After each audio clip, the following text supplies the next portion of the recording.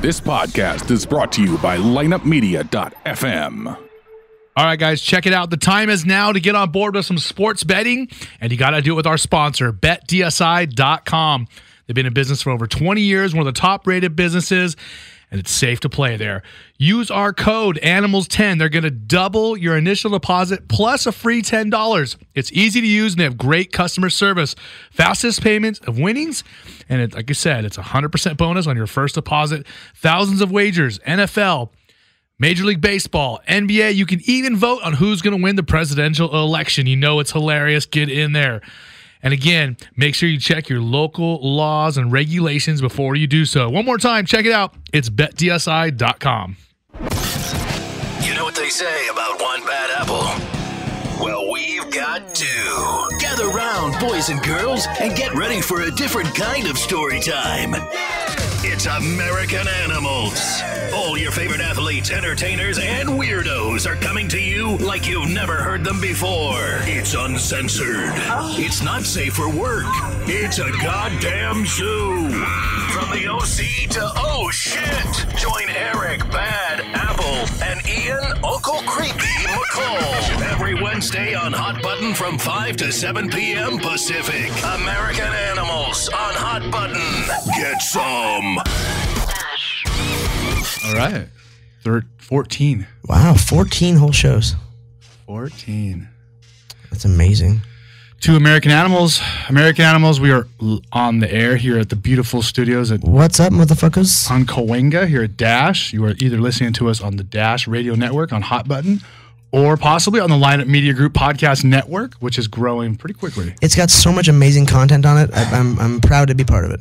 Some pretty random and interesting stuff, but tons of MMA, right? We got the Lineup Media Show, we got the Underground Show. Your show's going to be up there any day now. But that's not MMA. I know, we try not to be. You try not to be. Yeah, I really try not to be. God. Fucking follows us everywhere. Can't get rid of it. Shit. So let's see. Since our last episode, Ian, you went to beautiful Cleveland, Ohio. And how did that work out? Well, Cleveland smells like a bunch of fucked buttholes, but besides that... Does it smell like a bleached butthole? No, like a fucked butthole. Oh. So I don't know, the city's awesome. The people are amazing. The food scene there is incredible. I'm not going to lie. The food scene there is world class. I travel with a chef and a nutritionist, so I know what good food is. And the food there is amazing. You said that. And I was thinking about it. And when you live in a place like Cleveland doesn't have that much to offer, at least they better at least have some good food to feed you while you're bored. Exactly. It's all locally sourced. It's good, good stuff. And that seems to be the best way. Obviously fresh, good things you put in your food, and it's all locally sourced to get it the freshest. Okay, but that's not what we want to know. What happened in Cleveland? Okay, I forgot. Sorry. I go out there. I'm doing my usual fight week preparations, all my Jedi training with my brain, And another guy pulled out of a fight. So 5 weeks ago, I was supposed to fight, and the guy pulled out. And then the same shit happened last Thursday. It's 1:30 in the morning. My agent and my coach come up, knock on my door, and he starts talking to me. He goes, "Hey, you might want to sit down." And I was like, "What do you mean? I don't want to fucking sit down." He's like, "Well, Ray's out," and I just kind of everything kind of went like numb, and I just was staring at him. I'm like, "I'm gonna hit you if you're kidding right now, because I know you had a couple drinks at dinner, so I'm gonna punch you right in the fucking chest if you're kidding with me." And my coach, of course, was like, "Sit down." And then I said, "Okay, well, get me some pizza and beer. Prove it to me that this isn't a joke." And they got me pizza and beer. And I mean, at this point, after the last experience, you got to know they're not going to fuck with you on that. No, I know. I was just. But it's still hard to accept. Like, even it's one of those things like, this is real, but I just can't process this. Yeah, exactly. I know you're serious, but I don't believe you. So we got another check for looking good. Yes, I have abs. I get paid to have abs. So it's a plus. I'm in really good shape. I'm expanding my Jedi mind tricks on people. And you're like a body double. I am. Or what's it? You're like an ab model. I'm like who would I be a body double for though? Danny DeVito. Yeah, that could work. You could be Danny Same height. Same height. Sure. I know Ian pretty good. I can say that. It's all right. It's all right. I'm short. You got me. Fuck. Still waiting to grow, fuckers. I had to search pretty hard on that one. Let's see. What else? So now you're going to take a little break because you did approximately 12, 13 weeks of training. So you had one full camp, 8, 9 weeks. Opponent dropped out, didn't feel like making weight. Then you took a week off and then did another, 3 or 4 weeks. And now your opponent got food poisoning, went to the hospital. So now you're looking to fight maybe end of November or something like that? That's the plan. We're, there's talks of Ireland in November 19th. There's talks of New York in the beginning of November. There's talks of whatever. But I just want to fight. I want to fucking fight, and I want to fight now. And it sucks because I'm physically, I'm not young. I need time to take a break. So my coaches are forcing me to take 2 weeks off. We're taking it off. I mean, I'll be lifting and I'll be doing strength and conditioning stuff and yoga, but I won't be training. We'll be doing breathing exercises later tonight. We will be breathing heavy. But yeah, so I just got to get back into training camp in a few weeks and then hopefully fight soon after. I hope so, buddy. I will. There's no way it's going to happen. I feel like I'm on this journey with you, and I'm just so bummed for you. But again, you're getting paid, so it's not that bad. The UFC luckily you have a good relationship with Dana and the UFC, and they like you, and you always bring it, and you made weight the first time, so you got paid more than some other people might have gotten paid in that situation. Oh, by far, yeah. So there's a silver lining. There's a silver lining, but one thing we figured out was that by the time I do end up fighting, I'm going to be a year older. And I'll be 30. I'll be almost 33. We don't talk about age here. We don't talk about that. It sucks because I don't have that much longer in the sport, and I have to do a lot of good shit. I mean, you only have to win one fight before you get to fight DJ again. Who cares? I know. Okay, so it is what it is, and I'm smiling. I'm here. So we're looking at November, end of November or so. November, December, whatever it is. Let's see. I had a really good Labor Day. What did you do? I went to the evil place. You went to Vegas. I went to Vegas. I hung out with Nick a lot, which was very funny. Diaz? Who is just such a different person. It's so funny because when we first would hang out with him, he didn't have any money and he wasn't famous and he wasn't cool and he was angry at the world. He's from Stockton. And I remember the first time, I took him to XS and he stood up against a wall, just like flexing on the whole club, just waiting to get jumped. And now he's walking around to every club like he's having the fucking greatest time of his life, hugging everyone, making out with every random girl he sees. He's making out with sixes all day. Of course, why not? Just a sea of sixes all around fucking Nick, just kissing girls. He goes, Apple, they're from Turkey. And I'm like, that doesn't make it okay. It's so funny. He's like the most happy-go-lucky person running around the clubs with me. It's fucking amazing. The money changes people. That's just a good example where money changed two people for the better. They made Nick and Nate better people. Well, Nate is still like more hard. Like, okay, so Nick has a big smile on his face all day. He's like hugging people, like making out with chicks. Nate still is like loking up for pictures. Still loking up hard. As a matter of fact, my friend Alex, the Australian who was here with us last show, he took a picture with him, and I'll show you.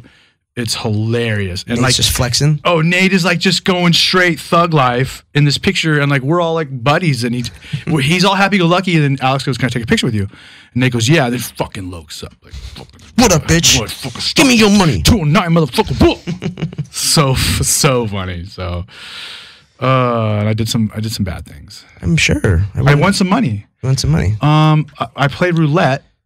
And I put on 26 for my birthday because my birthday was like a week before, and I hit it on the second time. And, roulette plays like 35 to 1. How many monies did you put down? I put like 10 down. No, more than that. I put like 100. No, 3,600. I put 100 down. Well, you won. And it was somebody else's money. Someone else gave me $100. I put it on my birthday twice and won. There you go. Yeah, you win. You're ahead of the game. So that paid for our stay. So our stay was free. There we go. We stayed at Bellagio. Okay, so all right. It's always nice, It's not a bad hotel. No. Bellagio's cool. I mean, but after you stay at the Wynn and Encore, it's just like, fuck, I don't want to stay anywhere else ever. It's so much better there. Plus, you just end up going downstairs every single time, right? Yeah. So, and what about your Labor Day? You were training. My Labor Day, I was training. Here's the picture. Actually, I was seriously training. This was legit in the middle of Huntington Beach, a bungalow, like super smiley faces, and then he did that. Well, he's got to fucking stay hard, man. He's so funny. I love Nick and Nate. You got to stay hard. You're not gonna get it. I gotta get it. So stay hard. Stay hard, my friend. Nick and Nate should do like a over the counter like boner pill like promotion. Fucking stay hard. Stay hard, brother. I mean, John Jones would be all about it. He would be. He'd be snorting those things like a And motherfucker. then he'd still be and he would still be failing drug tests. You notice that they had a whole bunch of like everyone else up. Who cares? And you remember it was all over the news how he's gonna be okay, and now all of a sudden they're quiet about it. I told you, even if USADA grants him a little pass, 2 years. Nevada ain't that blonde chick from Nevada. That one I forget, but she's a bitch. She does not give a fuck. No. And he had it coming. We don't even need to talk about it. I know. So we got to start early tonight. We got our new sponsor, Bet DSI. I'm excited. Bet DSI. I can only usually afford to gamble with my life, but I'm going to try it out. I'm going to try the website. Well, they'll double your money. Well, there you go. That's not bad, So right? if I bet that I'm going to die like a Deadpool soon, who gets the money? You? I mean, I've known you longest. It's true. I mean, we know your ex-wife ain't getting it. She didn't get nothing. Okay, so I'm going to throw to a song. We're kind of mellow tonight, huh? We are. It's one of those things where I got to build it up because we have a great guest coming up here in a minute who I'm excited about. And it's so funny because this happened just organically. We were hanging out, and then we were literally hanging out in Hollywood and just. You want to come to the studio and talk? Nobody's there right now. Fuck yeah! Come check out our gig. Hey guys, this is Erik Apple from American Animals, and if you like our show and you're a real MMA fan, you got to check out Funky Van Askren, Joe Warren, and Sean Wheelock on the Lineup MMA podcast.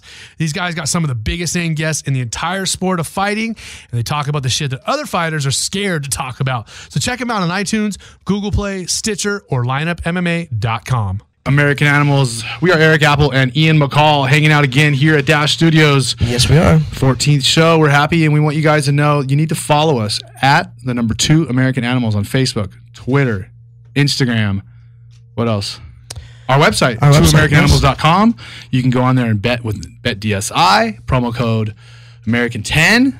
And lineupmedia.fm. Yeah, we got lots of shit. I got lots of responsibilities going on here, Ian. Yeah, there's a lot to do. So let's bring on our first guest of the evening. And, we have a lot of really exciting, well-known, big time guests that I'm really happy to introduce. From all walks of life. I am. He is. Sorry. I was saying how I'm like happy and I'm impressed. Yes. But welcome to Sean Waltman, better known as X-Pac. Yes. Hey, fellas. From how many years of wrestling did you do? I'm right into it. I'm actually still doing it, but or have you done? Almost 29 now. It's a fucking long time for a good career. Ugh. Damn. Yeah, and I'm feeling it.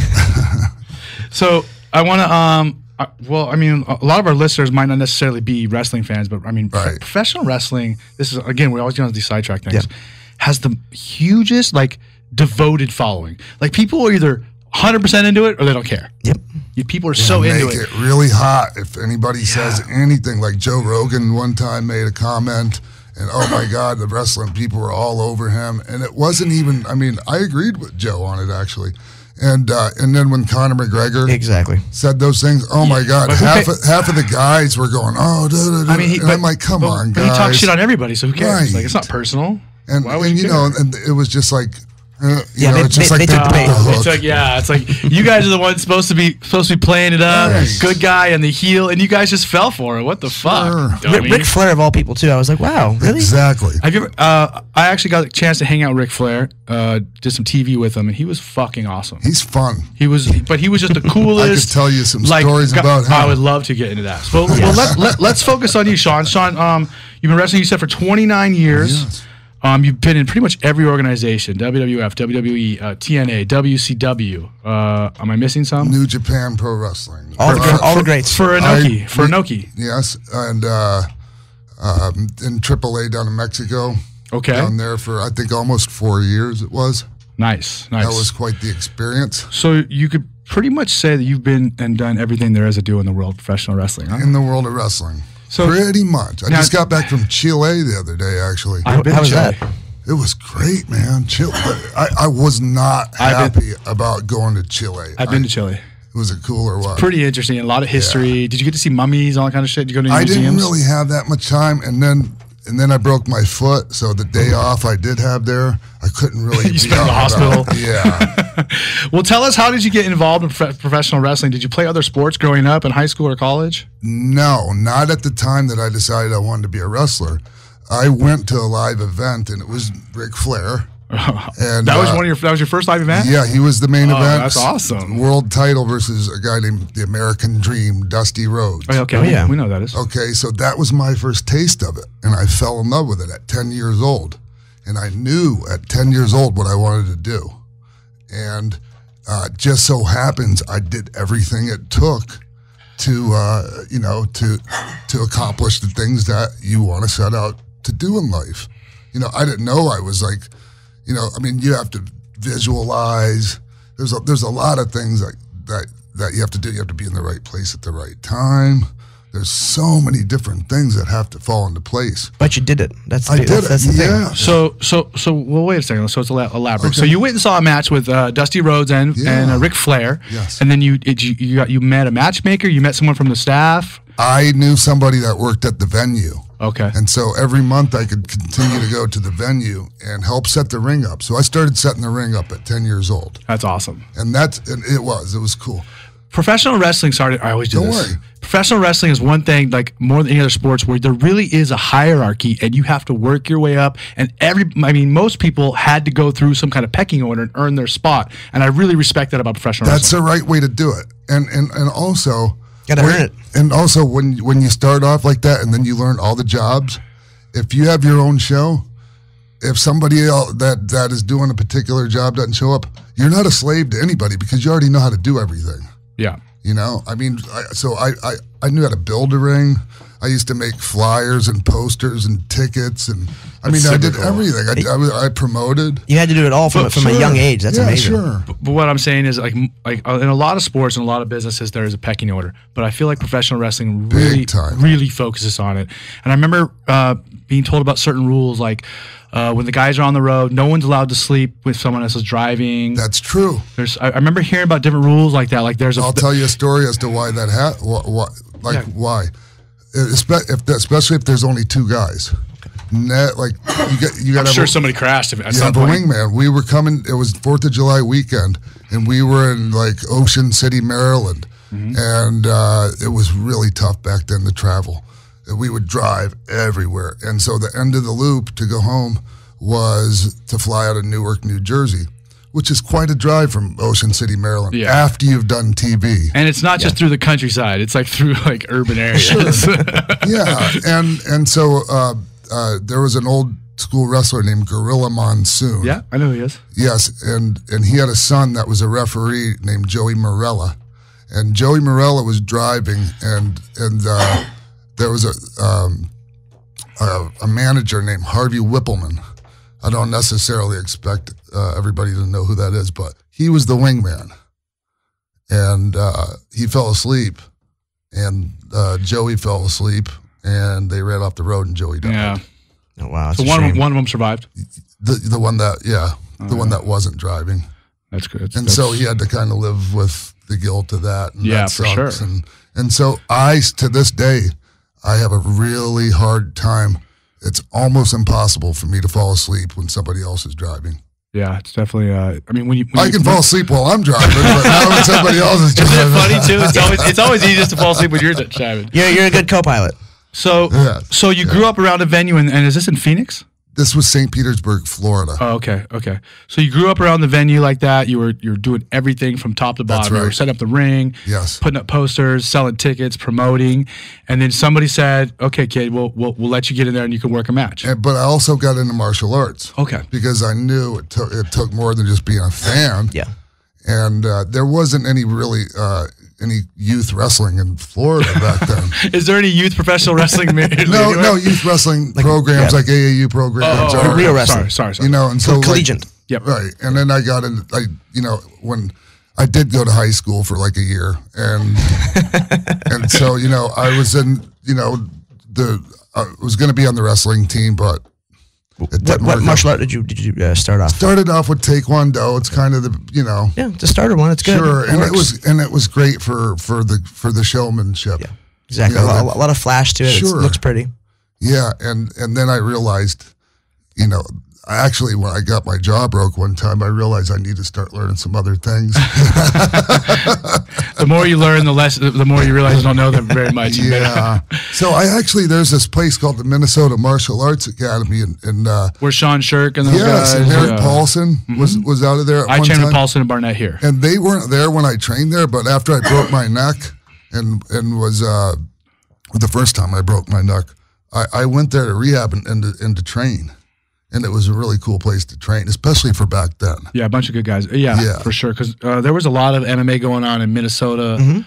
Brad Kohler had an event. Oh, Brad. I know Brad very well. And Jens Pulver used to fight there. That's where Rob fought Jens Pulver. Exactly. But Jens was fighting out of Militech then still, wasn't it? Yeah, but there was a lot. But that was like before there was very many shows, and there was Minnesota was at the time had a consistent show. So what was the first association or group that you were wrestling with?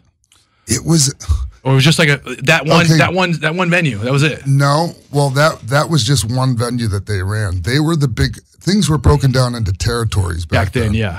Yeah, and Florida was one of the best. Mm-hmm. And so that's where Hogan came from. A lot of the best wrestlers come from Florida. Amazing. Yeah. But there was also these independent groups that they called outlaw wrestling back then.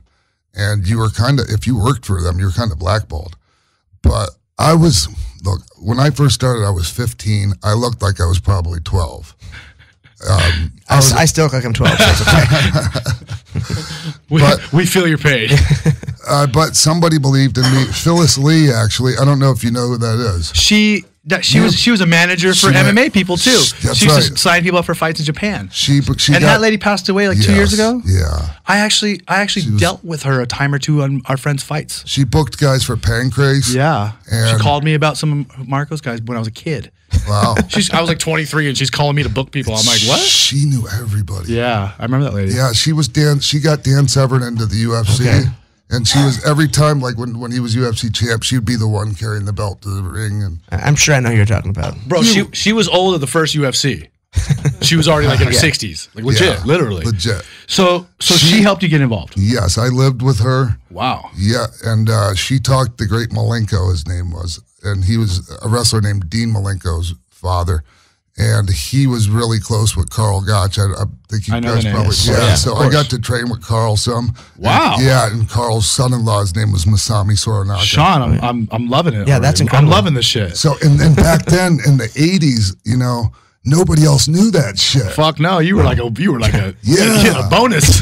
now it's a different story, but back then I could take care of myself pretty good compared to most people. I'm sure you still can, but well, I mean, it's just so much different. But just having that much knowledge from Gotch in the first place and those guys were fucking mean back then. From what I hear, insane. Just being able to sink a good guillotine in on somebody, I mean, back then nobody could get out of that. So tell us how you went from a regional promotion to a national promotion. Did you go straight to WWF after that? No way. So you made a couple stops. Yeah, nobody would really take a look at me because I was so skinny. I was the smallest when I started, and 180, 190, 20 pounds? Not even, man. I lied to say I was that much. Wow. But there was a glut of wrestlers in Florida, and there was a lot of good ones. So I went to Minnesota, where the wrestlers weren't technically as good, but guys like the Road Warriors, big, huge, jacked up motherfuckers like that came out of there. It was considered the land of the giants. The ravishing Rick Rude. Yeah, they're all Vikings. Everybody just Brock Lesnar's. Brock, yeah. So, but they couldn't wrestle, and I could. So I stood out when I went up there. Makes sense. Yeah. So I can't be the biggest, so I might as well go somewhere where I'm the most talented, or I'm the quickest, and I'm the best. I got it. Yeah. So you went and did you do a regional promotion in Minnesota, or I know Ohio Valley always had a big one too. Ohio? Well, it was Ohio Valley was a developmental league. Oh, okay. Like NXT is now in WWE. Okay.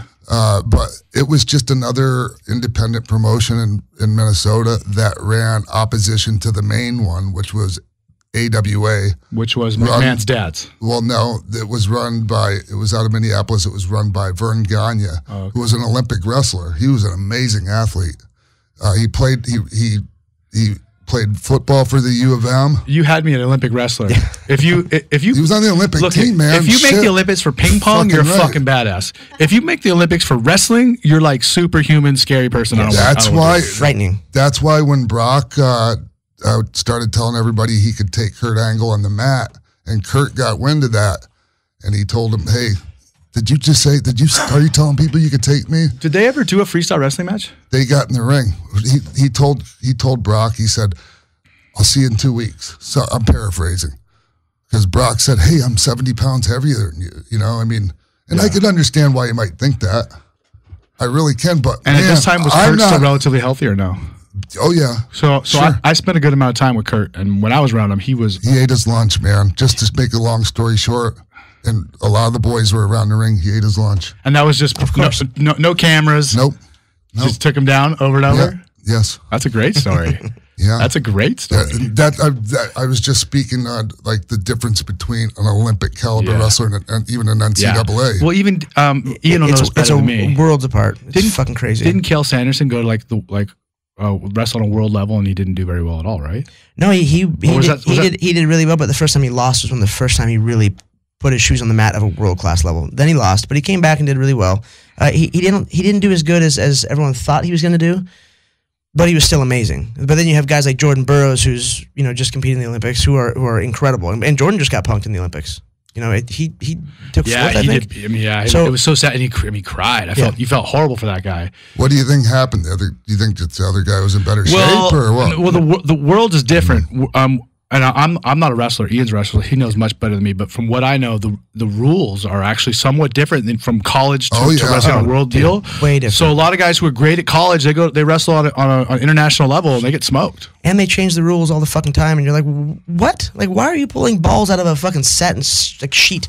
All of a sudden, like, oh, this happened, and you're going to pull this thing out of a hat, and maybe that'll give you, like, it makes zero sense. Didn't they not change the rules right after they, dropped wrestling for some stupid reason from the Olympics? Yeah, they tried to drop it, but I think they stayed in. Yeah, they ended up staying. Insane. Which is insane. The original sport. Yeah. Well, the second sport ever. Went running and then wrestling. Yeah, running and wrestling. And it's wrestlers are too powerful in this planet. Like they are. Sure. They have fucking great jobs. Military or all kinds of crazy shit. And they have a lot of money, so it came full circle, and now it's back. It's not called.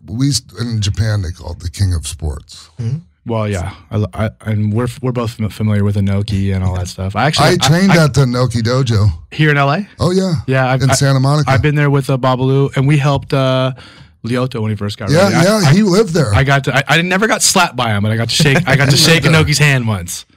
I got the living shit choked out of me by Waleed Ismail. Waleed, yeah. We know Waleed. I see him all the time. Hey guys, this is Erik Apple from American Animals, and wow, I was listening to the Ocho Man Behind the 8 Ball podcast the other day, and I realized this might be one of the funniest fucking shows I've ever heard.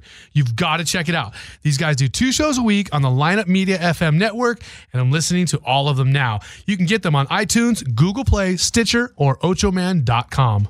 He was in the 70s. I think he silvered in Greco in the 76. Okay. And which is amazing. Yes, and then understand. He was favored to win the gold in 80, and they boycotted. And I think he's still bitter to this day about that. Oh, I know. So I know multiple coaches, or now they're coaching, sure, that are very bitter about the shots they should have had. And I wouldn't say bitter, like guys like John Azevedo or my old wrestling coach in high school. These guys had chances to win gold medals, and they didn't get to go. I can honestly say I don't blame him. Oh, totally. I'd be so pissed off. Yeah, but. So Jerry and I were killing it on the independent scene, and I was doing a style that nobody had really seen in the States before. I'm doing all the stuff that you see guys do now with the more acrobatic, and I incorporated my kicks, my Taekwondo skills, and nobody was like. There's been other guys that are martial artists and wrestling, but they just didn't know how to blend it properly to make it look good. Yeah. And so we ended up getting a gig that put us on ESPN 5 days a week. And it was on like 3 or 4 in the afternoon, which was right as soon as kids get out of school. Yeah. So they can go home and watch it right away. Yeah, 5 days a week, man. It was incredible exposure. And so really that was kind of what And that was like early 80s, if I remember It was correctly. 91, that was. Oh, wow.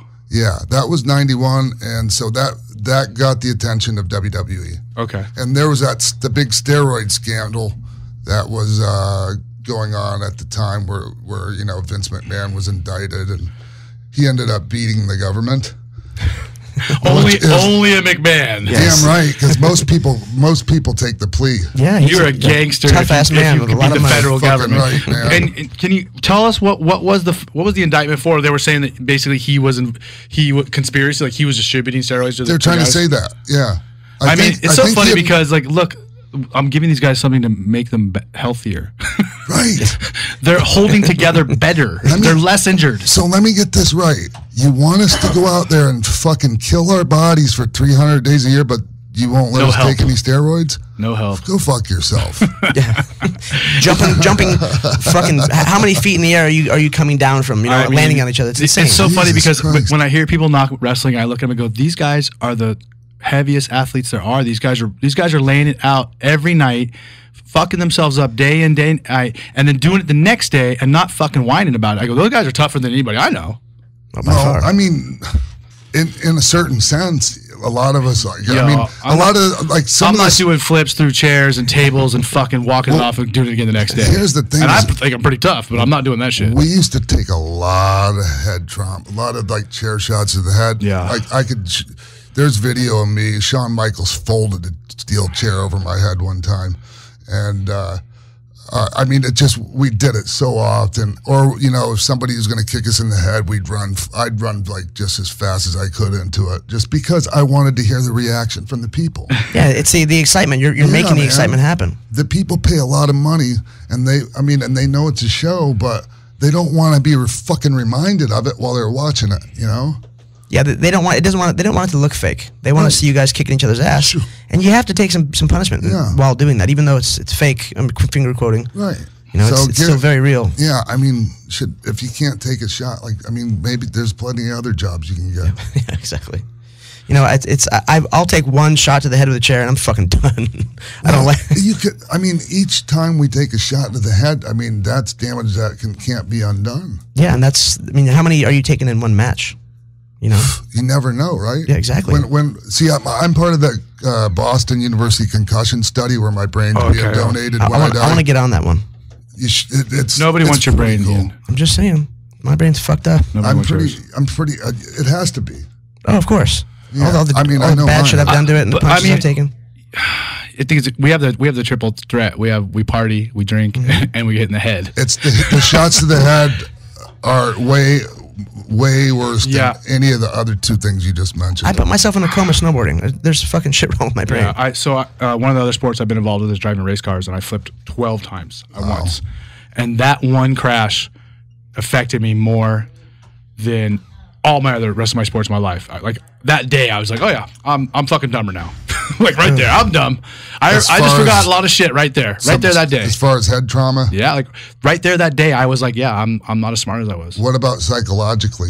Did it affect you wanting to get back behind the wheel again? No, I'm not afraid at all. Right But on. I immediately noticed a problem with my memory, remembering names or coming up with words in conversation. Just immediately, it was different. I was like, whoa. Yeah, I have issues with that too, and a lot of people try to blame it on other things, and I'm just trying to tell them, look, I wish I could. Yeah. I wish it was that, because then all I'd have to do is quit Yeah. doing what I do. Which I don't want to quit, man. It's never gonna happen. no. It's what you love doing, and that's for some people that's all you got. That's all you want, at least. You already have it. Somebody that's super involved with all the CZE and all the head trauma studies, a really close friend of mine is Bill Goldberg, and he's been very adamant about it, posting about it, tweeting about it, trying to get other people involved as well. He's pretty active talking about it. He's awesome, and I think there's talks of him returning to the WWE. There is. There's money there. Him and Brock. That's money. He's on the cover of the next game too. Right. And Goldberg is? Yeah, and from what I know, EA was responsible for it, and the McMahons weren't supporting it, but EA just said we want him. People want him back. I actually, Bill's a very, very close. I mean, I know him and his wife Wanda very, very well, and their son Gage. I hang out with them at their house, and I go over and watch fights with him. And Bill's a great guy. He always was. He's a grumpy, angry fucker, but if you know him, he's an awesome guy. Oh yeah. He's an awesome. I guess you could say that about a lot of us. Yeah, and he's come off. I mean, so knowledgeable with how he tries to translate over to MMA and kind of. He's a decent kickboxer. Yeah. Is he really? Yeah. He's been doing Muay Thai for 10 years or more. He's way better than you would think. He's way better than you would think. Wow. I was like, oh wow, he knows what he's doing for sure. Like he's legit. Nice. As a matter of fact, Glory was they offered him fights. Ooh. But they can't pay him the money. Like he was like, look, I mean, I'll fight, but you got to pay me like real money. Yeah, and they're not paying him real no, money. never. So they're not quite in the league of getting a Bill Goldberg to really fight. No doubt. They're not throwing out those $500K checks like UFC did. Like UFC does with CM Punk. So let's. Yeah, I wonder. Does anybody know how much he got paid for that? $500K plus a percentage of pay-per-view, so he'll make $2-3 million. Oh yeah. So I want to hear more about when you first broke through on the national level and you were in the WWF. And I'm reading your Wikipedia just so you know. I'm seeing that you were first when you first started wrestling, you were doing a lot of stuff with Ted DiBiase. I first had my kind of like my introduction. I lost a few of my first 2 matches just so people thought I was one of those guys. And of then course. Razor Ramon, Scott Hall, he was like one of the big top dude, too. heel. Yeah.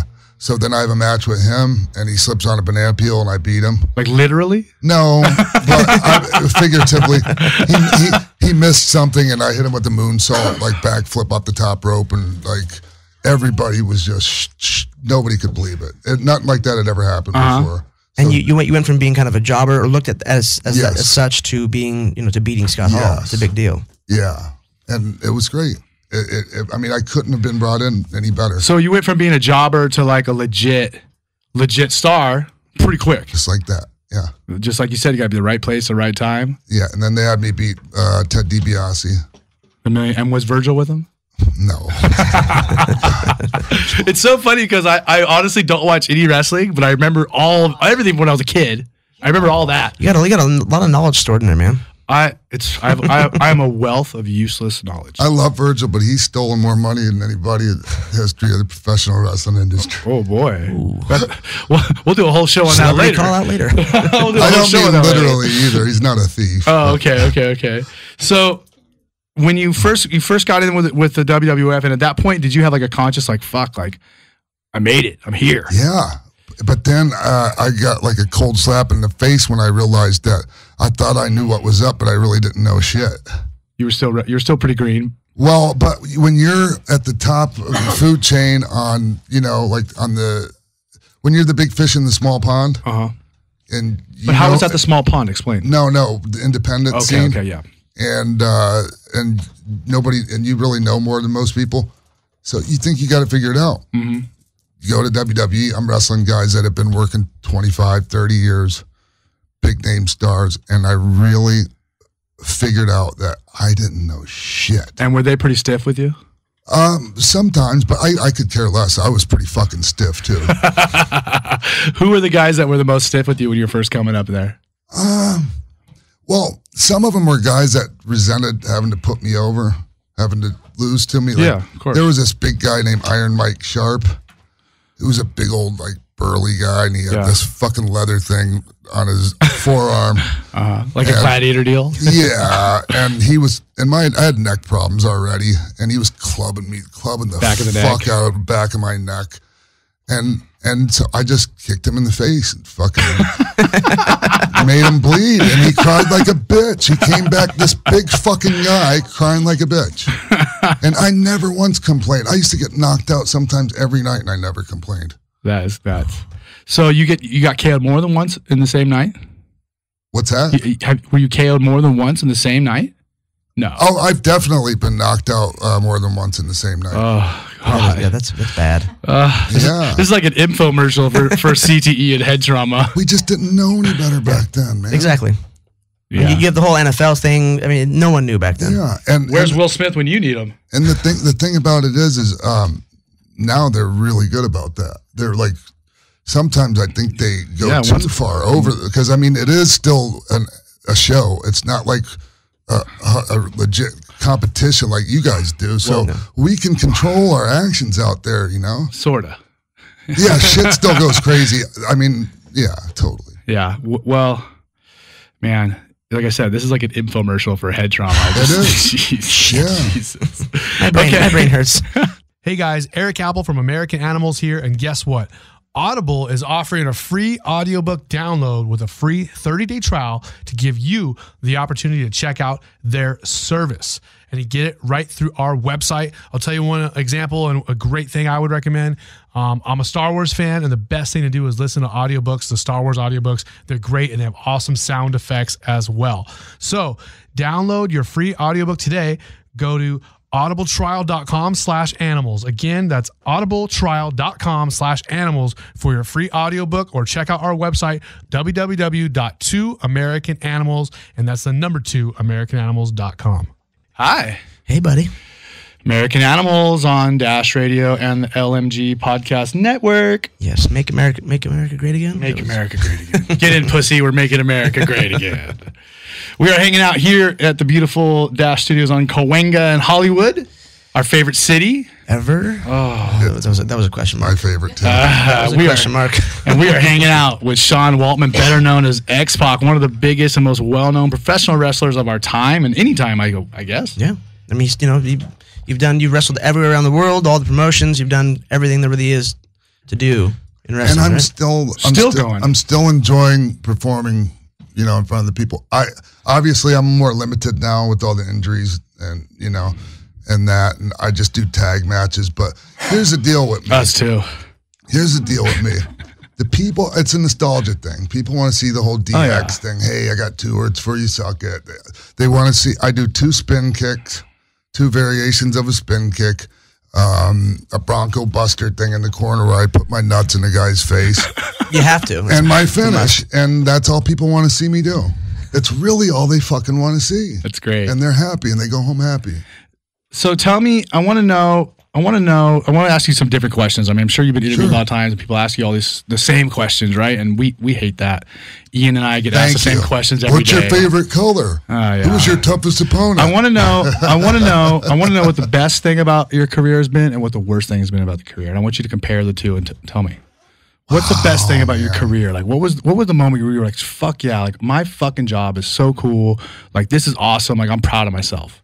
Well, I don't know if I can name a specific moment. Or a moment where that became a conscious thought, like, fuck. When I'm in WWF and I'm like fucking all of a sudden realizing that I'm living that dream that I had when I was 10 years old and it's all fucking coming into fruition.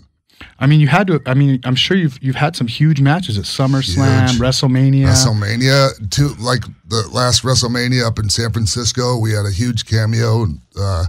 We did NWO versus DX. It was myself and the New Age Outlaws came out and we fought, Kevin Nash, Scott Hall, and Hulk Hogan. It was great. I showed up for that. And I didn't know we were doing that until the night before the show. Oh, wow. Yeah. But what about 10, 15 years ago, in the SummerSlams and the WrestleManias, sure. You've had some huge matches in front of 80,000 people, right? Sure, 80,000.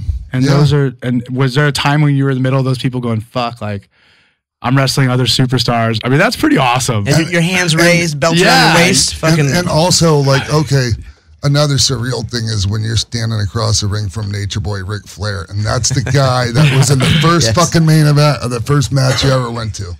And it's so crazy to think that how long he's been competing and performing at his age. It's nuts. I don't know how he does it. Who? Ric Flair. Rick, he's finally done, but only because they made him quit. Yeah. Did they give him like a shelf job? He has his own podcast too, and it's great. It's called the Ric Flair Show. I'm sure it's awesome. Shocker. I have my shit and I'm plugging his show, right? Where's his brilliant manager who came up with that name? So I want to hear now the other side of that story. I want to hear when were you like, fuck, like what am I doing? Why is this my job? How did I get here? Like I don't like what I'm into. I never thought that. Ever when you're in those injuries, you're just like, this is miserable? Nope. The huge negative was not being there for my family for my kids. Being on the road. Yeah. Now let's expand on that a little bit. Now most people don't understand that most professional wrestlers at a high level you're on the road 300 days a year or more. That was what we were doing at one point. Yeah. So that's 65 days for the family. And you got to take out the time it takes for you to get home. Yeah. And then leave again. Yeah. So you take out another third of that. Yeah, man. And then feel better while you're sitting at home feeling like shit the whole time. Yeah. And then your colleagues on the road, you spend 3 times more time with them than you do your own family. Oh yeah. So I mean, your people you work with become your family. That's why everyone's Absolutely. so tight knit. 100%. Yes. 100%. And that also falls into the whole pecking order. Everyone, working together, and everyone, you have to be a part of the family and be a team player, or fuck you, you're out. Absolutely. And we are very good about policing ourselves. Can you give us any examples of people who didn't want to play ball, didn't fit in, and just people said you got to go? Well, you can call them. Not really. Just situations where somebody fucks up and their shit will get thrown outside in the snow, or really? Just get ostracized. That's wait. So just straight up, like all your shit in your locker room just got collected and thrown the fuck out. And I hate to bring this back. I used to be and this was in my past, but I wasn't afraid to drop a turd in somebody's bag if they fucked up. So basically, what you're saying is it's like a bunch of 12-year-old kids that have control of the circus and they're traveling around having fun. Man. Living the dream, spending money like a motherfucker. Yeah. I don't think you had time to spend very much money. You were working, right? I still managed to spend a fuckload of money. But I have this very strange look into wrestling now. Obviously dating Oldie Hahn. Right. And I get to meet like you and a whole bunch of people, and it's amazing to see not only the fans, how they interact with you guys. Like my producer for my show, TJ. He's such a dork, especially when it comes to wrestling, and I think it's beautiful. The whole thing is amazing, and I missed out on that part. I stopped watching wrestling when I was like 12 because my brother we were trying to be fighters. I was like, that shit's fake, pussy. What are you doing? Get up, let's go wrestle. I'm like, okay, whatever. Well, a lot of the wrestlers, they just didn't have the MMA thing at the time. I'm sure a lot of those guys would have gone into MMA had it been possible. Yeah, for sure. Yes. For sure. And people ask me about that, and I just tell them, look, I'm a much better entertainer than I'm a fighter. And, I just think that it's a lot, when you have talent at what I do, we can be protected. It's a lot harder to protect a fighter, as one of, a former pro wrestler found out.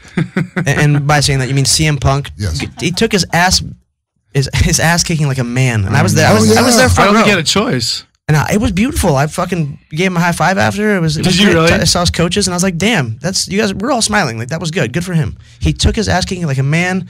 End of story. A lot of people thought he was going to just get one punch and bam. He pretty much did.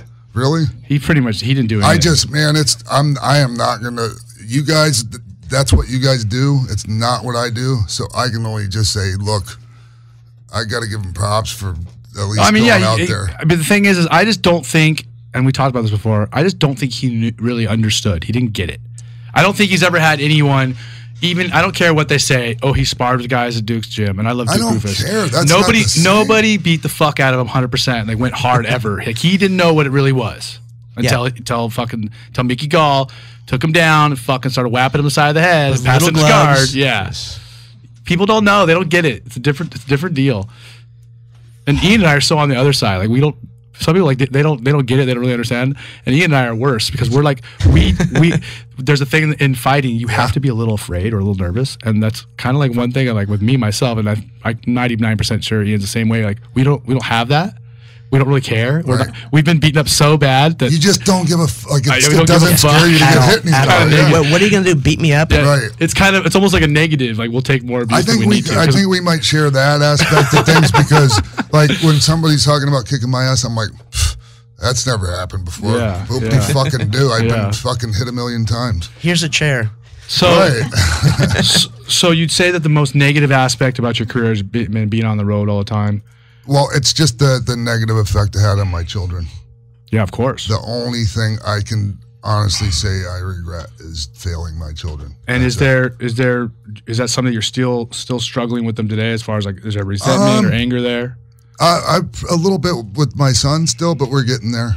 And things are really good with my daughter. It's one of those things that's kind of hard, I would think, because it's like, look, like this is what provides your life. Like there's food on the table and you have clothes and you live in that house because I go to work and get the shit kicked out of me. Like, don't be mad at me, please. But at the same time, I mean, being present is also a big deal. But honestly, here's the truth about that, though. I don't want to really get off into the weeds too much, but no, by all means, it's your story, buddy. But actually, my failure came after I left the WWE and I got all fucked up into drugs. So, you know, I had several years where I was just lost in the wilderness. You know. Well, let's talk about that now. It's a pretty prevalent, pretty well-known thing that guys are. I mean, obviously, everyone's on eating painkillers and drinking quite a bit. Not everyone, but it's very prevalent. And it's pretty high percentage. And now when you combine that with, you know, head trauma, steroids, and juice, it's a fucking scary combo, right? I mean, when you're making a bunch of money, you're on the road, you get a bunch of pussy and drugs. It's a scary situation. I mean, it's one of those things. I don't think it's a problem with wrestlers. I think any American man or woman, you put them in that situation, you give them a bunch of money and a bunch of access to pussy and drugs and sex, drugs, and rock and roll. Fuck, you're gonna fall apart. The thing about all that, like those things you were talking about, like the main thing is the prescription drugs. I honestly don't know anybody that's died from steroids ever. I've never really. I'm not saying it's never happened. No. I mean, one thing we know is that combining steroids with drugs and some alcohol, coke and some steroids, it'll large the fuck out of your heart. Listen. If you're sober and you're not partying, you can do a lot of juice, and I'm pretty sure you'll be fine. Just fine. But if you're fucking blowing a bunch of lines every night and juicing it up, you're gonna have some problems. Pete Gromkowski, who started Gold's Gym, was doing 10,000 milligrams a day. How the fuck do you even find enough spots to put all that? Different. What do you mean 10,000? So how much is in one big syringe? That's 10 grams of fucking. So he was doing 1,000 full injections. Get the fuck. A shitload, and it wasn't all in. Obviously, a lot of it was orals. Wow. Yeah. Well, he's 70 years old and is in good shape. He obviously needs Glenn Danzig's Asian doctor to get hurt. Yes. It'll heal from the inside. Yes. I love natural herbs. I love it. So we had a story earlier at dinner. We were talking about not our pancreas, but our appendix is blowing up. Yeah. I went through that surgery, emergency surgery, and it was not fun. And we were talking about a story of Glenn Danzig, who's a good friend of Sean's. Yeah. He says that he experienced his appendix rupturing, and his herbs that he got from his Chinese doctor fixed it. Makes sense. Yeah. It does to him. Seems legit to me. It's pretty cool though too. You said you got to see a Danzig reunion show this week where Glenn was actually. I didn't see the show. I saw the rehearsal that was right down the road over here at the Wiltern. That's just. That's even cooler. Yeah. Fuck. Nobody got to see that. Yeah. There was probably a couple thousand people at the show, but you were one of the dozen people at the fucking rehearsal. Yeah, it was great. So that's great.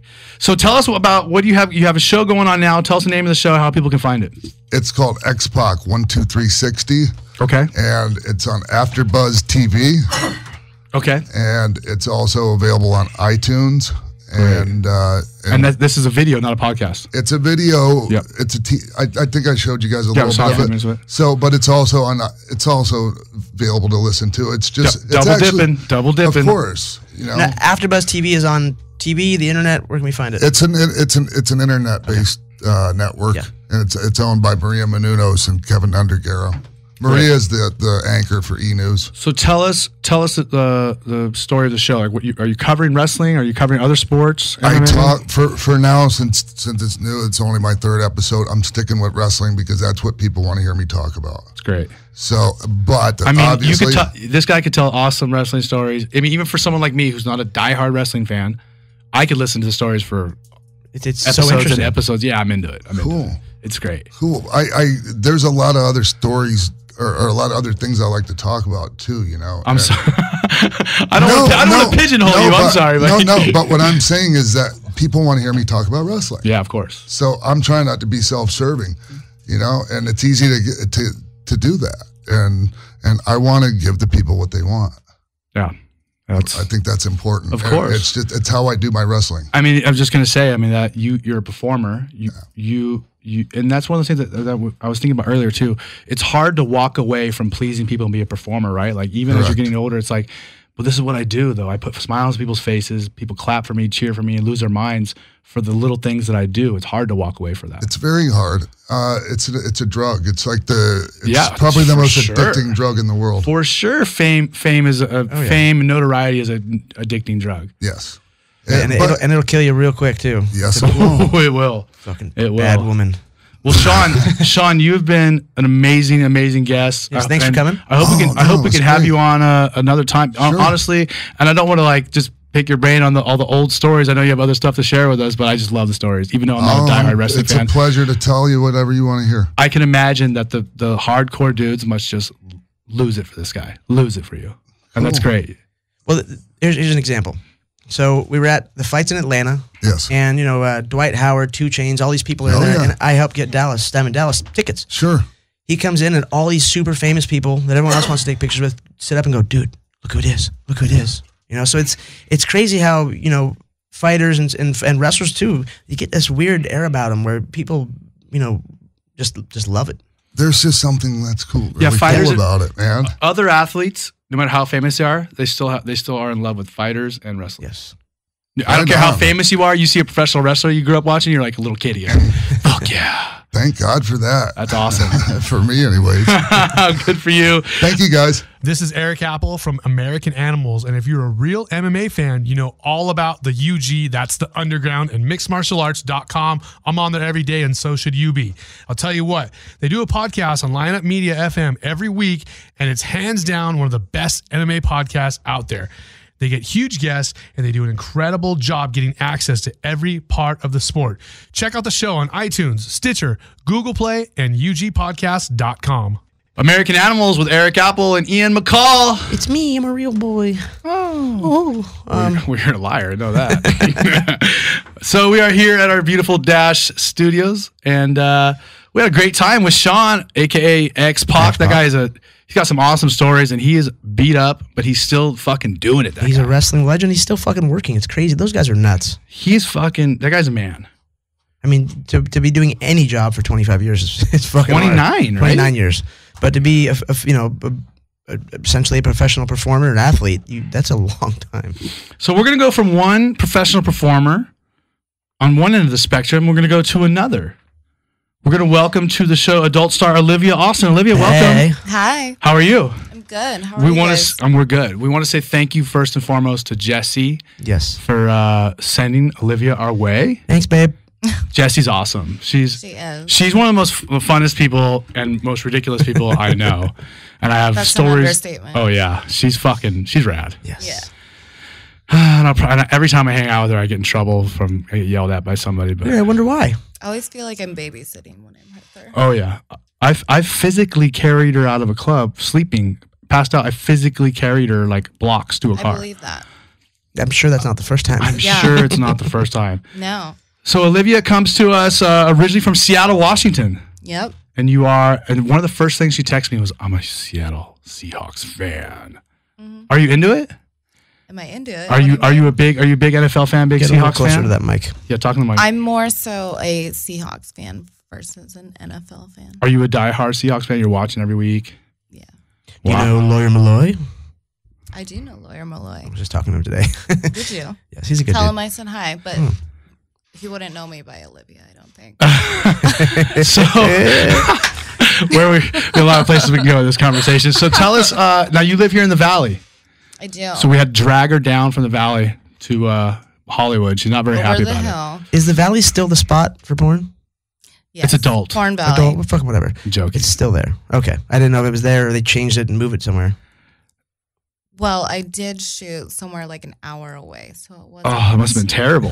For sure it was Riverside. Yes. Acton. Do you even know where that is? Acton? Yeah. No, fuck no. It's like where they had the big fire a couple months ago. Riverside. It's No. near the Cajon Pass. No. Like San Bernardino? There was another fire. North of there? It was like past Santa Clarita.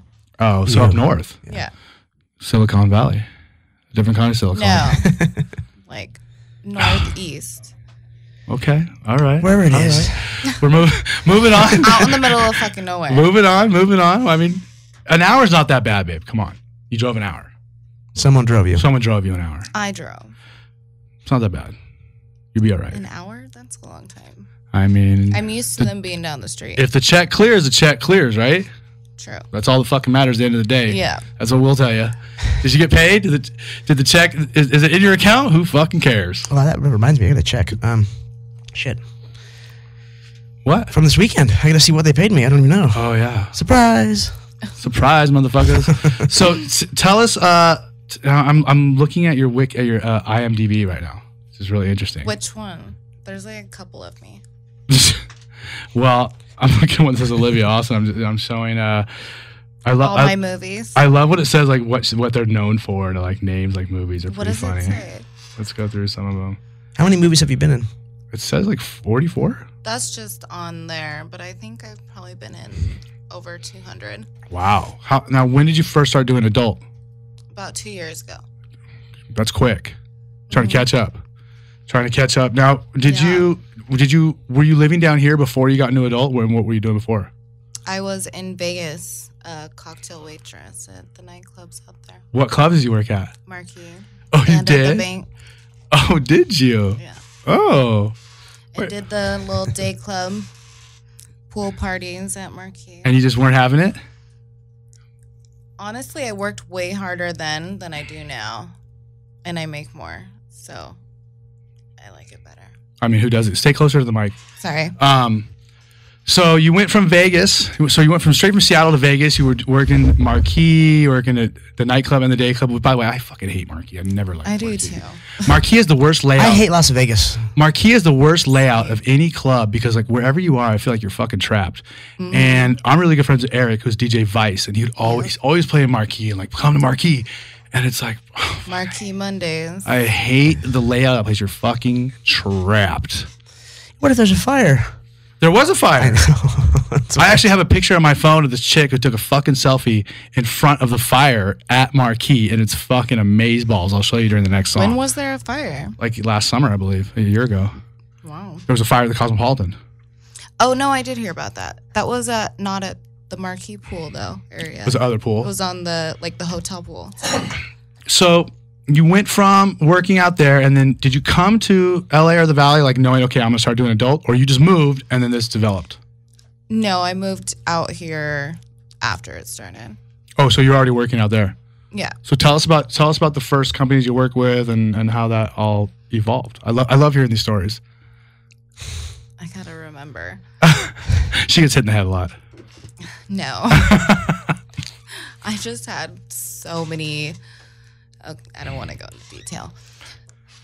Sometimes I don't even remember the guy's name. If that happens, there's some girls that get forgotten as well. You're my favorite person already.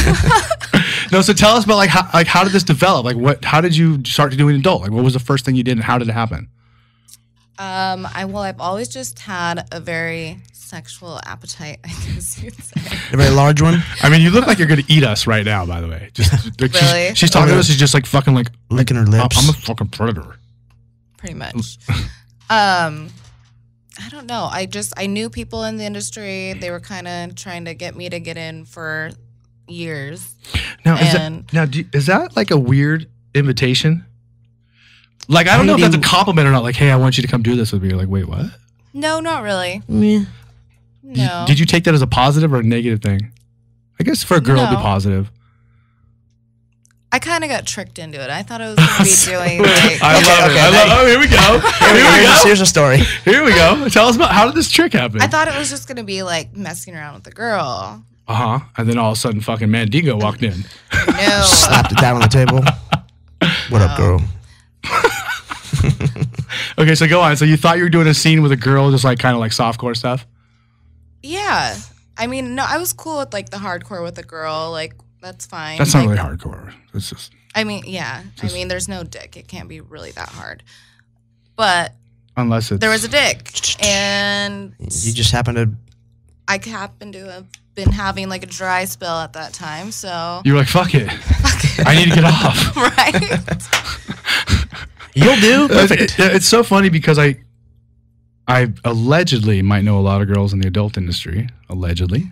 May or may not. If you live out here, I think you kind of do. I allegedly may have dated some pretty well-known people, maybe. Maybe. But I feel like I've heard this story a lot of times. Like, I got tricked into it, or I didn't know what was going on, and then all of a sudden, it feels like such a slimy, just a business filled with fucking scumbags. Like there needs to be like Oh, a there's fucking a lot. oh, like more than any worse than fighting. By far, dude. Yeah, There needs to be like Captain Save-A-Hose out there fucking saving bitches in the valley. bunch of white knights running around. Seriously, like making Those sure. are the sugar daddies. But I'm saying like I feel like every girl I know that does adult is like just told me horror stories, and there's not one who doesn't have these stories. And it's just like, the fuck is going on out there? Like, how are all these people not in jail? Like just making chicks do all kinds of shit that they didn't want to do. Yeah. You got to make sure you're not a naive, dumb girl. But they all are. I mean, 90% are. I mean, you said yourself you didn't know what you were getting into. I'm not calling you naive and dumb, but what I'm saying is you. But I wanted to. But it developed into something more than you were told. Yeah, but I allowed it to happen. Now, are you at this point? Are you signed with one of the bigger companies? Are you freelance? Now, are there contract girls still? That doesn't really happen. It's not a thing anymore. No, it's not really a thing. Now it's just kind of fucking free for all, huh? Pretty much. It's almost better that way though, because to work for a bunch of different companies versus one. Because the contracts that are out there now, they're not that good. Are you focused on working with like specific directors, or do you more care about the talent you're working with, or how does that go? Both. I mean, I'm only going to work for a company that's established and is going to do something for my name, not. You got to build your brand. Exactly. Well, 200 scenes anyway, your brand's built. I mean, there's definitely some companies, like if I were to shoot for, it would kind of be like lower end and make me look like shit, so I wouldn't work for them. It's so funny. Well, it's not funny, but it's interesting to me how many girls and adults are so concerned with what companies they're working with and what directors. Like, it's just like... It's a big deal. It is. It's and me not being involved in that industry, like it's hard for me to contemplate it. Like, I always hear this. Tell us why that is. I mean, is it you feel like working for certain companies is like, well, fuck, that just made me look ghetto and shitty? And not necessarily. It's like these other companies, they are more established. They have more viewers. They have more people buying their product. So that's a good thing for you because it brings your name out more. Okay. So you're basically looking for brands that are going to help you grow your following. Right. And are any of these companies you work with, have you had your own specific movies? Like, this is my film, this is my DVD? Yeah. You've had a bunch. Like box covers. Yeah, box covers. Yeah, but you're like you're the main starlet. Yeah, I love that several. word. Starlet. It's a beautiful word. That might be your new nickname. That's fine.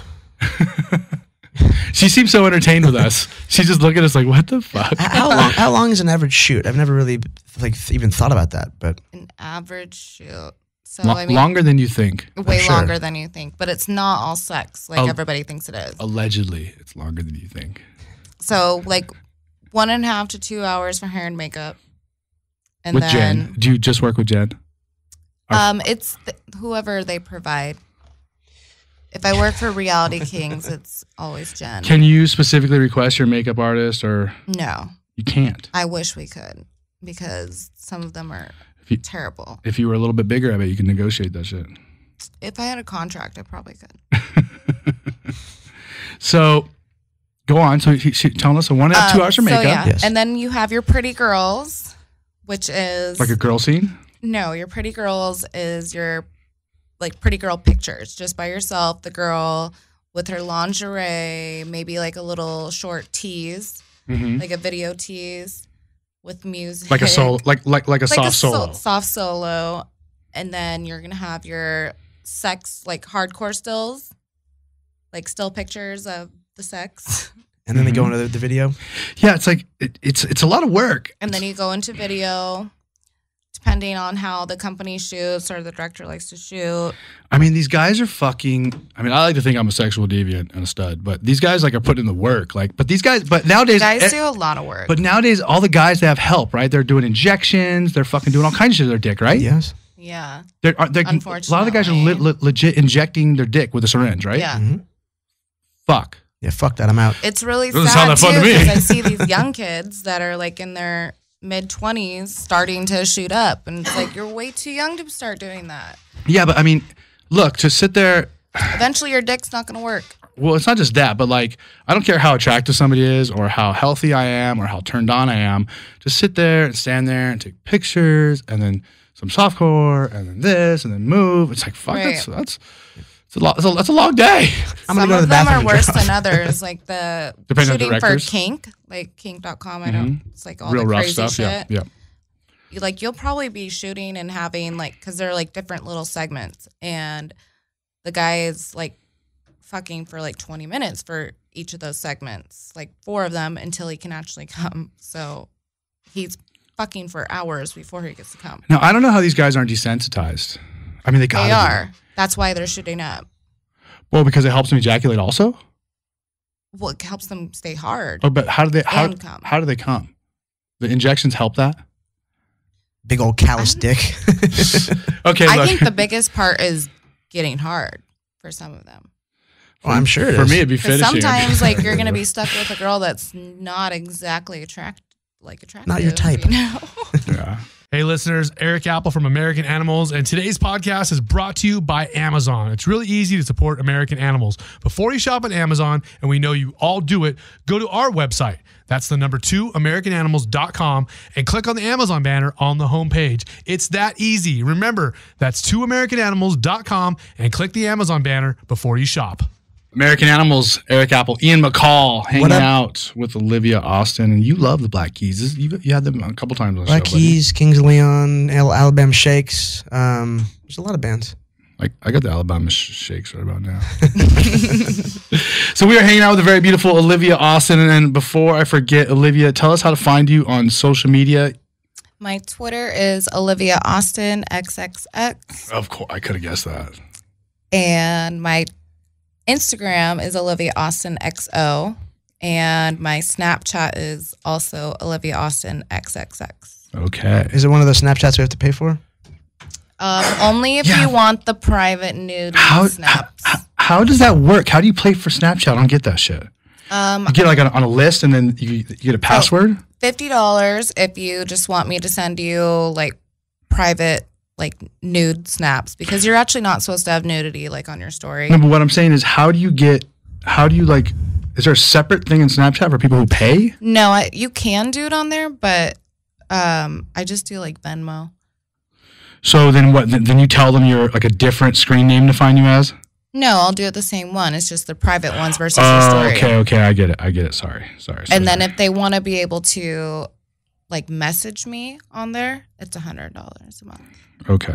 Because I don't want my thing blowing up with dick pic snaps all the time. You got to pay for that. No, I mean, I feel the same way. Unless bitches are buying me dinner or fucking paying for it, I ain't send no dick pics. I'm worth more than that. I'm not allowed to anymore contractually. Ha. I can get your pictures, but don't send me shit. I'm not gonna send you anything. That's what I look like. So let's stay on that topic. So a lot of girls who in the adult industry now are making a pretty good amount of money or living on stuff other than actually filming adult. Now there's so many apps, there's so many things. You have to do Webcam. There's everything. the phone call deals. It's like a whole world of this, all kinds of ways to make money. Social media is huge. So tell us, I mean, there's the phone call thing where people can call, right? And how does that work? I'm on like Sex Panther, and it's just texting because I don't like talking to people on the phone. But it's really you. Yeah, Really? but it's like a separate number. So you have a That separate comes in. phone, or it's just like a separate it gets number. forwarded to your phone? Yeah. And then But it's really you. yes, That's awesome. and every Pretty time cool. they send a message to me and You reply. I reply, they get charged per message. And how much is that? Couple bucks. Like $5 Wow. per message. Cash in There's And so then if many. there's Well done. pictures, it's 10. Wow. Yeah. I'd be sending lots of pics. I don't have know. to open it though for.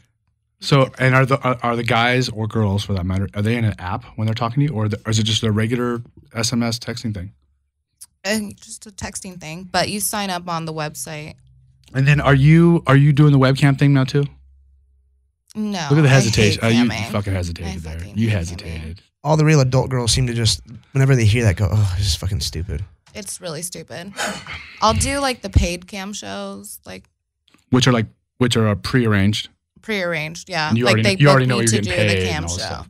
Okay, so it's Yeah. basically like a solo. You're basically getting paid for solo. It just happens to be on. Yeah, and they live have cam. like these fucking machines that you use. Okay, yeah. And like people will like call in or not call in. They'll like buy these points and they make Like the tokens machine or whatever, yeah. tokens and they make the machine move. I love it. So one time I did it, It's and an actual literally fucking so machine. many people kept on getting points, and it was just like literally for like 40 minutes, like jamming into me, You talk about getting like beat up. almost in my ass too. It was horrible. What do you mean almost? How's there almost? There's no almost in your ass. Well, I mean, I like flinched and moved back, so it didn't happen. Yeah. Now I know this is a weird question, but how do you take that beating? Lube, Norcos, Nubane. Is there like a numbing cream you can put over it? Yeah, there is. Allegedly. Use that, Have someone though. kind of spackle your butt. I heard there's such thing. Go on, wait. I want I to know. don't know. Well, how do I take a beating? How do you Yeah. take such a beating? You brought it up. You want a dirty question? With the machine or Yeah, with- like you that example. 40 minutes of that thing just going jackhammering, like Jackrabbit. that's literally what it was like. That's what he is like. Robot dick. I smoked a joint before I got on the machine. See, now we're getting to it. That helped. And what is that machine called again? A fucking machine. Fucking No, machine. there's a name for it. I really don't. Sibian. That's one of them, but this one is different. See, I knew there's a name for it. Yeah. Good thing Oldie Han came through with the fucking gold right there. Thanks, It's Oldie. the same kind of thing, though, Yeah. as a Sibian. Okay. So, what other ancillary stuff are you doing besides just shooting regular scenes? So you have, like you said, you have the phone call thing, the text thing. Feature dancing. Where have you been feature dancing lately, and where are you going to be soon? I'll be in New York next month. So, did you dance before you did adult? Like, were you a dancer growing up? No, I'm a terrible fucking dancer. I love it. I literally just get in there with a cute little outfit and shake my ass and roll on the floor. Crawl around, collect All ones. around. I mean, Fuck you. Give me money. you might be my favorite person. So, where can our listeners see you? Anything upcoming on the East Coast, West Coast? New York, October 20th through the 29th. All 9 days. Whoa! Bring the knee pads. Stages are hard. Those stages are tough. And where in New York? Sapphire. Okay. Are you very good at getting up the pole? I can climb up the pole and slide down it, I get the feeling she doesn't give a fuck enough to do that. but it's a lot of work, and I don't have to do it. I can make money just fine rolling around on the floor. She's fucking killing me. Okay. The other question one thing I wanted to get to was we were talking about the guys, how hard it is for them. So you were talking about earlier. So most people don't understand this, but guys who are shooting adult are literally injecting their dicks. And what are they injecting it with? Do you know what it is? I don't really know exactly what it's called. I mean, you can Google it, but I know they have to do it like in a certain time frame. Like they're always like, you can tell when the guys are doing it because they'll be like, so what time are we going to be shooting? Are we shooting like in 20, 30 minutes? 30 minutes Because before. they need to do it like 20, 30 minutes before. And then the other thing is with a lot of the cum scenes, it's not even really their cum, right? They actually put shit in their dick. Sometimes. I mean, for the stills, it's usually Cetaphil. Yeah. It's lotion. It was like the The soapy lotion Cetaphil stuff. cleanser. Yeah. So I used to Not wash the my face lotion, with. because the cleanser looks more like cum. And then sometimes they'll do like fake cream pies. So is that Cetaphil also inside the girls? Sometimes people do like a mixture of like sugar and Sugar? coconut oil and water or something. Sugar? Yeah. Whoa. I don't do that I'm liking shit. this That's stuff. like a yeast infection waiting to happen. No, coconut oil is 100% fine for your vagina But and the your sugar? butt. I'm sure of it. Sugar, no. The I don't know about sugar's not good. sugar. I don't know. No. You're enough sugar for us, babe. You're sweet enough. So I want to know. Like, it's so funny. Like, if the average guy at home knew what went into like that scene, they would I be think over it. I They would not be probably stoked. ruin everybody's fantasies if I went into detail. I want to hear it. It's so it's like funny to me. So, how do they put the Cetaphil in the guy's dicks? In the dick? What do you mean? Aren't some of the cum scenes like it's not really their cum they're ejaculating? It's like Cetaphil inside their dick. Or are they If just you are they see it squirting the squirting bottle? out, It's real. it's real. Okay.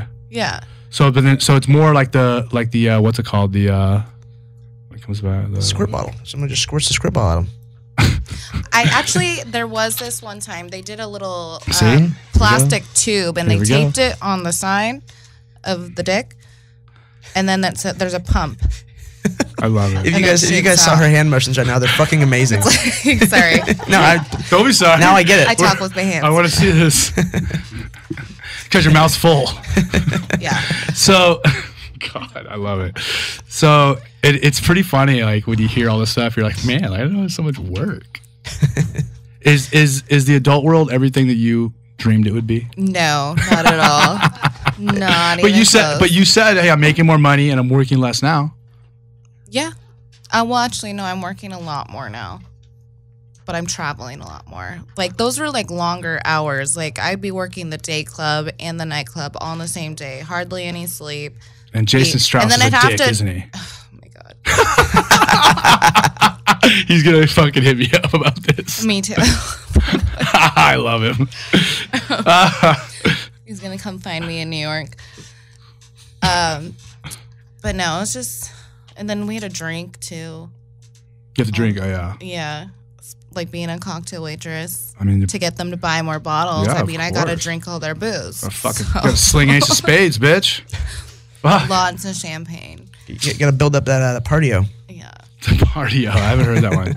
So it's not, the adult world wasn't all that it was cracked up to be, but you're happier now. And tell us, like, what are some of the, like, are there any big projects you have coming up or things that you're working on? Are you working on your own production company or anything? My website is coming out in probably about a month or two. I'm surprised you don't already have one. You're like I've been working on it for the past year.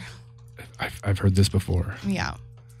You've been working on your website or someone to find the has? extra time from like feature dancing and from shooting to be able to like just slowly work on that. And then from what I know, a lot of the girls like you'll help, like they'll say, "Hey, like I'll do a scene with you for your site if you do one for mine." Like it's kind of content trade. Yeah, exactly. Yeah. Is that where most of the content comes from? Because you're not actually writing checks for people that are doing content on your site. No, we'll just do a trade usually. And do you own most of the content you're doing? Like for example, we had Taylor Wayne on here before. Do you know who she is? Taylor, she basically like for the last 10 years has owned every single picture and video she's ever been involved with. She won't do anything she doesn't own. Is that something that you're concerned with or that you're doing? Yes, I have ownership of all of the content that I have. Oh, Or your intellectual property. All right. You're smarter than Ian looks. Yep. That's a good thing. It's not hard though. It's not hard. So what else, Ian? Do you have any interesting questions you want to ask an adult starlet? Well, oh man, you put me on the spot right now. Man, Uncle Creepy. I'm drawing blanks. You're a media mogul and you're coming up short right now? I'm coming up short. You gotta be kidding me. Gotta be kidding me. I know, I'm just not on the ball today, I guess.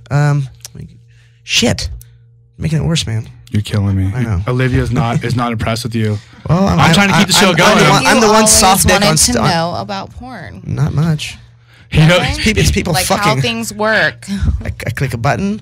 I rub one out.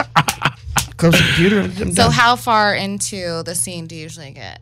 Half. Oh, I could, with myself, I'm done immediately. But when there's other people involved, they take a long time. After the tease.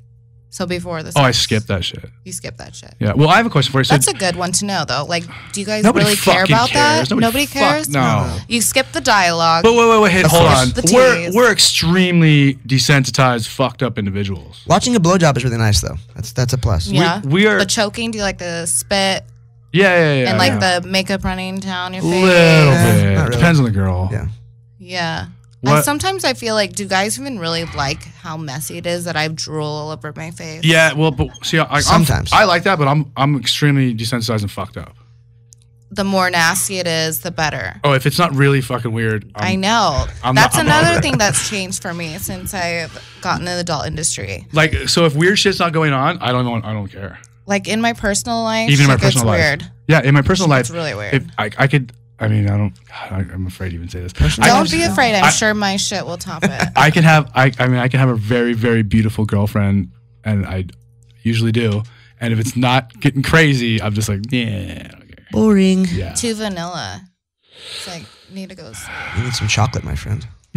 That's not where I was going. No. That's not where I was Not going that with kind this. of vanilla. So, and do you watch porn like in your personal life? Do you get off the porn? Do you watch porn with people you're with? No. You don't at all. No. Really?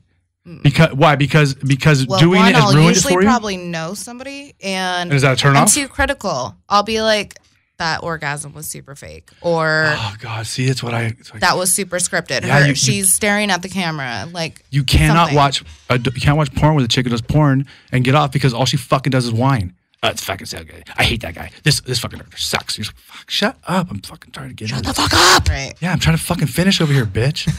Fuck. Stop talking about you hate that director and that guy's an asshole or that girl fucking spit in your face and you don't like it when you do the scene. I don't care. Or when she squirts with just fucking pee. Oh. I hate when girls do that. You hate that. I don't want to be peed on. Why? But I will be peed in by a dude. Wait a second. I love you. So you won't get peed on, but you'll be peed in. Yes. See, we might be best friends. Okay. But see, I'm not into that. Yeah.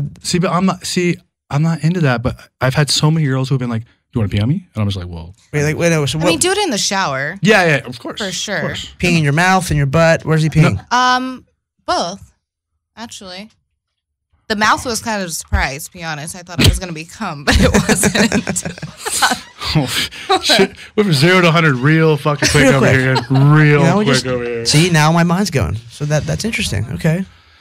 Now the squirting thing, which I've always said is fucking pee. I People like always. it. I mean, cool. I'm into it. I mean, whatever. it would be inconvenient if your girlfriend did it like 3 times a day. That'd be fucking irritating. Yeah. I think it's kind of like a freak show, like circus show kind You're- of thing. You're gonna call out the freak show, circus show thing. Yes. You're just talking about getting peed in. That's different. Oh, Really? sorry. Cross the line there. I wasn't aware of that. And So- it's in the shower. Oh well, that It's a safe place. Makes We're it in okay. the Makes it tree okay. with the trust and the branches. Yeah. we're in the nest.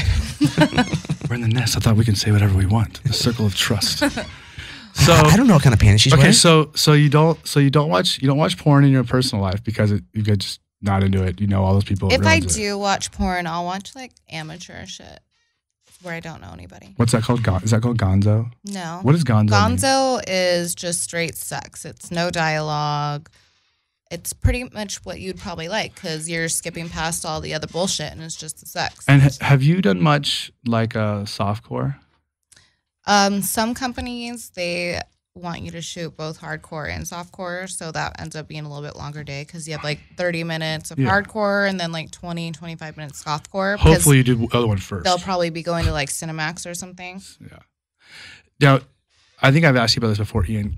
Can you imagine actually getting off to softcore? Like, who the fuck watches that? It's like, oh yeah, I finished. Oh, and then nobody really ever fucks during softcore. But it's so weird. You're just like hitting each other. Yeah. Just rubbing it on each other. But what I'm saying is like I can't imagine like anybody I know being like, yeah, like I fully come and finish. It's supposed to be a little bit more like romantic. Yeah, that's not what we're looking for. Sorry. Yeah. That's us. Yeah, I don't want to be romantic with you. Fucking yeah. When people are not, we have some really romantic. you can pictures tell when they're around. not fucking, and it's boring. Really boring. It's just as boring to shoot I it. feel like the more we know about it, the less interesting it is. That's why we have to just explore our own personal lives and see how Are fucked you up they can get. flexing your boobs right now? I'm looking at him flexing. Yeah. I didn't even think about it. He's just showing off for me. That's what he does. Yeah. He's peacocking. Don't get He's- Talking? don't Yeah. get excited. This is for you. He feels threatened. So the new hot chicks in Oh town my god, that's puffing up for you. So, let's see. What other questions? I mean, this is probably the slowest segment we've ever done, but it's the funniest. I want to know: have you ever done any scenes with two guys and they were doing stuff with each other, or would you? Two guys? No, Like, would you be but I've done having like sex with- femdom stuff. Like I've fucked a guy in the ass with a strap on. But what I'm asking is, would you do a scene with two guys and they're like, you were sucking one's dick and he was sucking the other guy's dick, or would that gross you out? No, I'm not into that. Fuck. I guess we're out, Ian. So I was on a long car ride with two friends of mine, and there was one of these girls. You know these girls.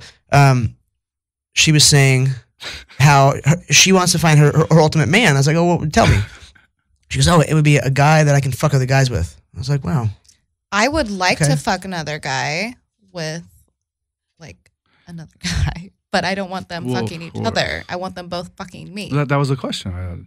Well, you were saying having they were the doing guy stuff sucking together, yeah. another guy's dick. Yeah. No, Yeah. you're gonna give me all the attention. You are the star. Yeah, Makes more You are sense. what matters. yeah. I don't know. If I there's have plenty of holes to share. I don't know if there's enough room in this universe for all three of our heads. Ian and I are pretty important. It's pretty tough. We can try and make it fit. I don't know. We're going to go to another song. We've been hanging out with Olivia Austin. Make sure you guys check out Olivia Austin XXX on Twitter. And on Snapchat. And then Instagram. Olivia Austin XO on Instagram. XO. What the fuck They don't really like the XXX on Instagram. Fuckers. Just like they don't like the nipple or... Free the nipple. All right, we're going to get to another song. This is Skrillex and Rick Ross with Purple Lambo. This is from the new movie. Did you see it? Which one? Suicide Squad. No, I didn't. It's I decent. did. I haven't seen it. Did you like it? I did. All right, well, this is Purple Lambo.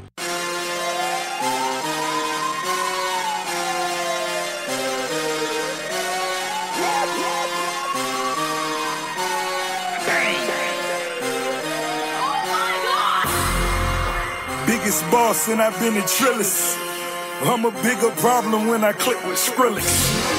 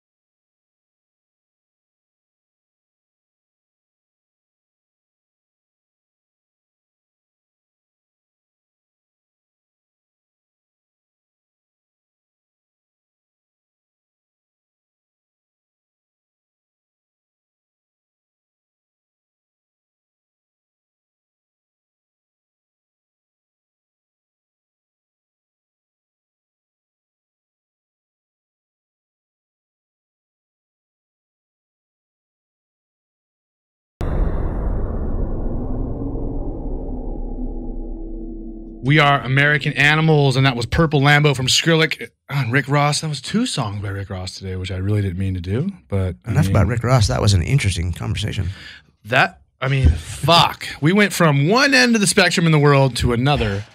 And Olivia, she's not the greatest talker as far as like entertaining or keeping the conversation going. But I just wish our listeners could see the look in her fucking eye when she spoke to me. I was like, listen, we've dated some of the most beautiful women on the planet, and a lot of them. And I don't get nervous around girls, but that girl made me a little nervous. And She wanted to eat you. She was looking at me like she was going to rape me or stab me or both. Or both? Yeah. Who knows what she's into? She fucking wants to be peed in her mouth. Peed in. And her butt. Not peed on. Peed in. I don't even know where to go with this shit. Now I got to go back to the internet and start figuring this shit out. The fucking research. Found a new wormhole. I'm fucking tripping. I'm tripping now. But it's okay. Just don't get nervous. It's just a girl. I mean, I know she's experienced, but I think you can take her. Oh, yeah, of course. I would have to be rested and sober, though. Yeah. Well, rested, sober Apple could destroy anybody, any girl. Make it happen. I've been practicing a long time. So, man, what a great conversation with Sean. He's got so many awesome stories, and the guy he's a pillar of the professional wrestling community. That guy is just so awesome. 29 years in the business. That's a big deal. That motherfucker must walk around all day hearing fucking suck it, which must be so annoying. You know what we should have done? We should have done a picture with him instead of John Jones. Told him to suck it. Because remember, John likes to do that shit. Yeah, he's got to rip off everyone's stuff. This is how it works. The crawl thing, like fucking Rashad, the suck it. Man, nobody's original these days. He stole the Bones nose from fucking Bo Jackson. Yeah. He stole the picture under the water from Muhammad Ali. Yeah. It's like, come on, dude. You got to get your own swag. Is anything he do original? All the crazy fighting shit he does. It's pretty original. Yeah. No one else has ever pulled it off. I mean, the fucking double leg to spinning back fist that he did to get to Stephan Bonner back in the day was like, that freaked me out. Yeah. I was like, holy fuck. That guy just went from a clinch to a spinning back fist at once. Yeah. So that was pretty impressive. So what else? Well, were you impressed with Olivia? I was. Was Oldie Hawn impressed with Olivia? I've never, rubbed one out to her, but maybe I might do some research. You might have to do some research. I don't know. I didn't know who she was, but she's a friend of Jesse. She's a friend of ours. Honestly, I don't know what to say. I mean, and to say that, for you to do that, you don't know what to say. Wow, that says a lot. Yeah. So go ahead. I was to say that is that's it. And just so everyone knows at home, before we came here, we spent some time at a whiskey distillery here in downtown LA. We did. Tell us about it. We went to Green Bar Distillery. They make my favorite whiskey. So and I posted on my Snapchat that I like this whiskey, and one of the ladies that works there hit me up, and she's like, "Oh, I work there. If you ever want a tour, let me know, and I'll set you up." I hate gin. They make the most delicious gin. They make all these good tequilas. I spent $500 almost on booze today. You really did?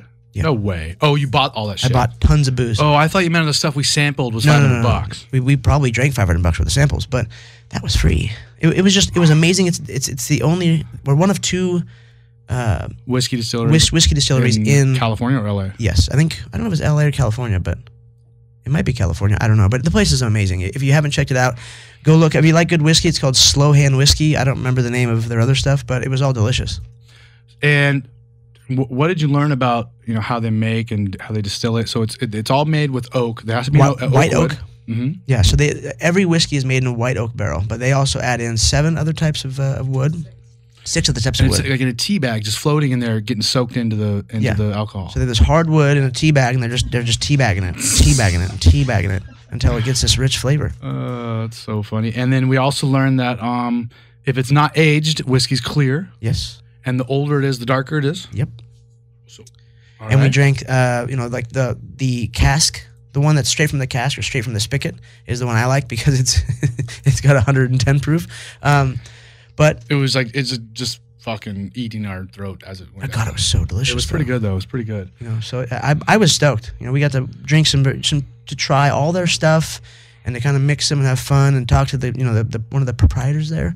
And we got invited back for a food tasting. So I'm stoked. Yeah, thanks for taking me that, Ian. You're welcome. Man, the perks of being friends with Uncle Creepy. Fuck yeah. They always want to give me free shit. Okay, well, man, show number 14 is in the books. We had X-Pac and Olivia Austin, who both blew our minds in different ways. Very different ways. I mean, honestly, I'm very, very rare that I'm at a loss for words, but man. It was incredible, I'm not gonna lie. The peed in, I can't get over it. I'm investigating. You should. So remember, guys, you need to check out what? What'd you say?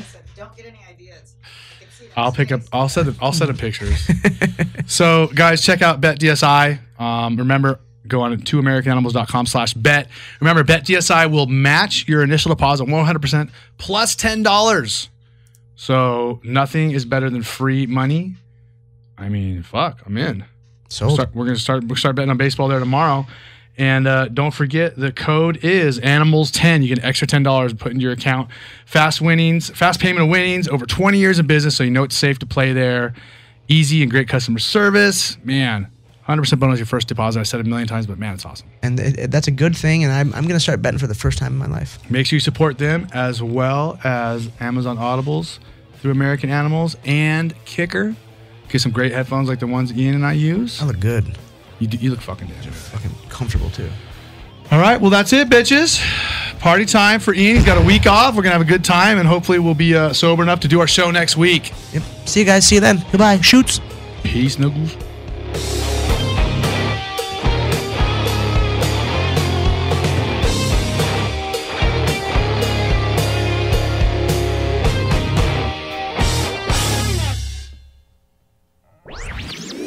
This podcast was a presentation of lightupmedia.fm.